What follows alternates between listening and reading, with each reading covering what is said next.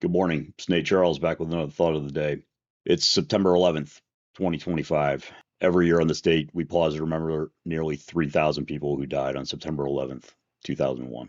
They died in New York, at the Pentagon, and aboard four commercial airliners. It's right and proper to honor those we lost, the innocent, the brave, the firefighters, police, first responders, and the crew and passengers of Flight 93 who realized what was coming and chose to fight back at unimaginable risk, and in doing so may have saved countless lives. It's also right and proper to remember the lives lost in the 20-year conflict in Afghanistan that followed. Not just Americans, but Afghans too. It's right and proper to remember the men who died to dismantle Al Qaeda and deny them sanctuary from which to plan and launch further attacks, and to build a strong Afghan government rooted in democracy, whether or not it succeeded. But a proper memorial also demands honesty. And the hard truth is 9/11 succeeded.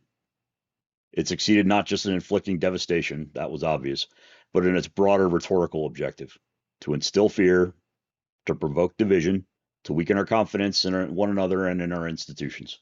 That's the root of terrorism. From that vantage, Al Qaeda, though largely dismantled, won. The fractures it inaugurated in our society persist.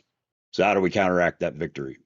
The answer begins with honesty and responsibility in our public rhetoric. Yesterday's assassination of Charlie Kirk stands in stark contrast to how disagreement should be resolved in a free society. We settle differences in the marketplace of ideas, not with violence, threats, or lies.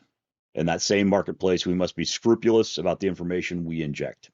We must rigorously test the factual assertions we make, examine our own positions, and screen out logical fallacies, even ones that feel intuitively correct.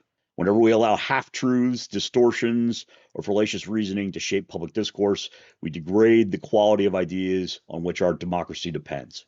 And we empower forces of fear and division exactly as Al Qaeda intended.